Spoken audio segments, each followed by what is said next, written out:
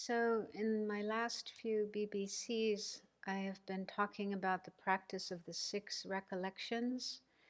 So far, I have covered the first 2, recollection of the Buddha and recollection of the Dharma. So today I'll talk about the third, recollection of the Sangha. But first, we need to clarify what we mean by Sangha. So when it comes to the Buddha and the Dharma, it's pretty clear. Buddha is the one who attained enlightenment. Dharma, the teachings that he gave, and the realizations, mainly true paths, true cessations we attain as a result of practicing those teachings. But the Sangha is a little bit more tricky to understand. And in our tradition, in the Mahayana tradition, the great classical texts of the Nalanda masters, particularly Maitreya and Asanga, explain 2 levels of Sangha. One is the actual Sangha, also called the ultimate Sangha. And that refers to Aryas, Arya beings. And the term Arya is a Sanskrit term, and it's sometimes translated as noble one or superior. So an Arya is somebody who's attained the direct realization of emptiness.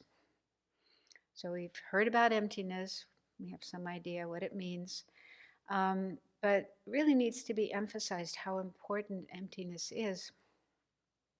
Because if we do wish to achieve these higher goals of the Buddhist path, becoming free of samsara, all the suffering of samsara, attaining liberation, and then attaining Buddhahood to help all living beings be free of samsara, it's absolutely crucial that we have this direct realization of emptiness. There's no way to attain those states without the direct realization of emptiness. So even though it's hard, we have to make effort to do it. Because it's only the wisdom realizing emptiness, the direct realization, not just a conceptual realization, but a direct non-conceptual realization of emptiness that enables us to eliminate the afflictions in the mind, ignorance, attachment, aversion, anger, and so on. Nothing else will get rid of those. They're really stuck fast in our mind, and only the wisdom realizing emptiness can eliminate them. And when you think about it too, those afflictions, ignorance, greed, hatred, and so on, so they come up in our mind without choice, without control, and we sometimes get completely caught up in them and carried away by them, and then we sometimes create non-virtuous actions, which are the cause of suffering. We're trying to avoid those as much as we can. But even the virtuous actions that we create, we're trying real hard to create virtue. We keep our precepts and do prostrations and prayers and mantras and study and so on and so forth. We're doing all these virtuous actions. But as long as our mind is still under the influence of ignorance that sees things in a wrong way, sees things as inherently existing instead of empty of inherent existence, as long as that is still affecting our minds, even the virtuous actions that we do will just throw us back into samsara. They keep us spinning in samsara. Isn't that awful? That's like dreadful. We really understand that. We have to get ourselves out of this situation. We have to free ourselves from this ignorance. Otherwise, there's no way to be free of samsara. So that might give you some feeling of how important it is to get that direct realization of emptiness. So Aryas are those who've done that. So they have studied and meditated and got the understanding of emptiness and then continued meditating until it became a direct realization of emptiness. So they're pretty amazing beings. And when you have the first direct realization of emptiness, it eliminates a certain portion of ignorance and other afflictions, but they don't all go at once. So you have to keep meditating on that direct realization of emptiness, and gradually you sort of shave off the other layers of the afflictions, so they don't all go at once. And so it'd be cool to imagine what it would be like to be around people like that, people who've had that direct realization of emptiness. They must be so subdued.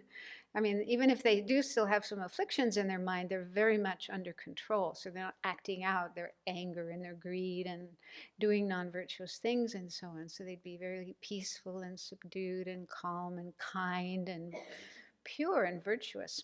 But then the question is, well, who are these Aryas? Where are they?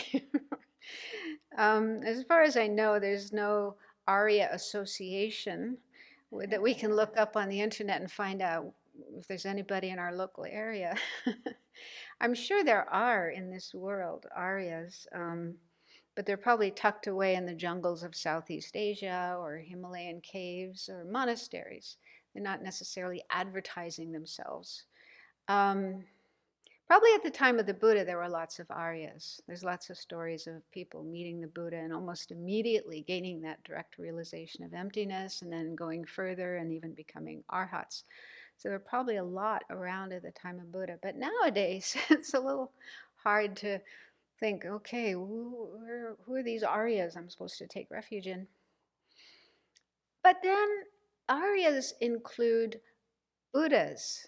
Buddhas are Aryas. There's actually 4 kinds of Aryas, 4 kinds of Arya beings. Buddhas, they're the top, highest Aryas. And then there are Bodhisattva Aryas. Those are the Bodhisattvas who have attained direct realization of emptiness. So if you think about the Buddha, Shakyamuni Buddha, oh, he's an Arya. And all the other Buddhas, the medicine Buddhas, they are Aryas. And then Aryatara, we pray to every morning before we have breakfast. So she's a Buddha, but she's called Aryatara. And then Chenrezig, some of you just did the Nyungne, and you might have noticed in one of the prayers in the Nyungne is addressing Chenrezig as an Arya. Oh, Arya, compassionate-eyed one. Okay, so he's often called an Arya as well. So enlightened beings are Aryas. All the enlightened beings, all the Buddhas, they are Aryas. So we know them, at least in our prayers, in our meditations, our visualizations. And then Bodhisattva Aryas, those who are not yet enlightened, but well on the way. And then there are also Aryas in the fundamental vehicle, hearers and solitary realizers. So again, there are probably some in the jungles in Southeast Asia. So we do know some Aryas. And but maybe because it's difficult to actually find Aryas that we can meet and talk to on a daily basis. There's another meaning of Sangha, which is the conventional Sangha, also called the symbolic Sangha. And the symbolic or conventional Sangha refer to 4 fully ordained monastics, either 4 fully ordained monks or 4 fully ordained nuns. And it has to be 4 and not 3 or 2 or 1, because in order to perform certain rites, certain rituals, you need that number. You need 4. That's established by the Buddha in the Vinaya text. So, for example, ordination, giving ordination. If somebody wants to become a monk or a nun, they have to find that group of 4 fully ordained monks or nuns to be able to perform the ordination. There's lots in Asia, that's not too difficult, but in other countries, America, South America, Africa, Europe, it's not that easy to find a group of 4 fully ordained monastics in order to receive the ordination. Of course, nowadays we can travel once the pandemic is over. But anyway, so other rituals as well need to be, you need to have that number in order to perform. And the performing of those rituals, like giving ordination, ensures that the monastic tradition, which has existed since the time of the Buddha, will continue to exist. Otherwise, it may die out, which would be very sad, because there are definitely people who want to follow this path, who want to live as monks and nuns. So for that to continue, then there needs to be this group of 4 in a particular place. So that's the conventional Sangha. And the term Sangha has become used in a much looser way. Sometimes it's used just to refer to a group of people coming to a Buddhist center in a Western city, a Western country. So they use the word Sangha for the people who come to that center, whether they're ordained or not. I also have heard it used just to refer to a group of people who meditate together, whether they're Buddhist or not. So they may not even be Buddhists, they may not have taken refuge, they may not be living a Buddhist path, but they get together and practice mindfulness, which is great. But that's not the traditional meaning of Sangha when we talk about the Sangha as one of the three jewels of refuge, one of the three objects of refuge. So we need to be clear when we take refuge in the Sangha, the jewel of the Sangha, we need to be clear who that is talking about. And it is the Aryas, that's the ultimate meaning of Sangha, or at least a group of 4 fully ordained monastics. And that becomes more clear, I think, when you think of the role of the Sangha, like the analogy of oneself being somebody who's ill, somebody who has a serious illness. And we do. We have the illness of all the afflictions, the illness of samsara.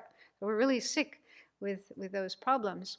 And then the Buddha is like the doctor who diagnoses what's wrong with us and gives us the medicine, the prescription, the cure. And that's the Dharma. So the Dharma is like the actual medicine that will cure us and enable us to recover from our illness. And then the Sangha are compared to nurses who are helping us while we're recovering. And so then it becomes really clear how the Sangha needs to be people who are experienced and knowledgeable and well-trained. Like if you're recovering from sickness and somebody's helping you take your medicine, you want to make sure that person knows what they're doing. Otherwise, you might get worse. You might get more sick if you have an untrained, unqualified nurse. Okay, so nurses need to be very skilled and know what they're doing. So in the same way, the Sangha, we're relying on the Sangha to help us follow the path, to help us develop good qualities and overcome our afflictions and gain wisdom and so on and so forth. So there need to be people who do have those good qualities. Um, so, and the term in Tibetan for Sangha is Gendun. Ge means virtue, and dun means aspiring or aspiration. So it could be translated as those aspiring for virtue. So the Sangha need to be people who really want to create virtue, who want to live their life in a virtuous way and follow the path as the Buddha taught.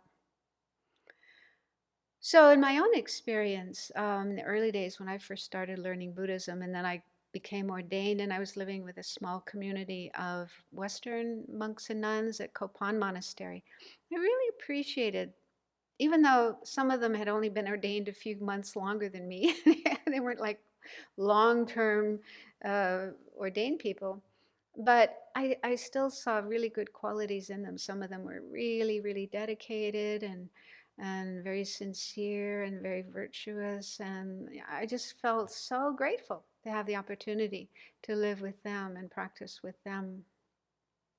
And so this is one way that we could practice the recollection of the Sangha, is to just think about our own experience with especially ordained people, ordained teachers, and also senior monastics who we've met at retreats or in living together in community, and how that has affected us. We've probably been very inspired by their example and the way they live their life, and probably received help from them when we had questions and problems and went to them to ask for advice. So just to recognize how helpful it is to have people like that, because it's not easy to practice the Dharma, especially in this day and age. So we really do need the support of spiritual practitioners who have more knowledge, more experience, more maturity, more wisdom than we do, who can help us in our practice. So next time I will go into how the recollection of the Sangha is explained in the traditional teachings, the different qualities to recall. But I did want to start with just clarifying, who are the Sangha? Thank you.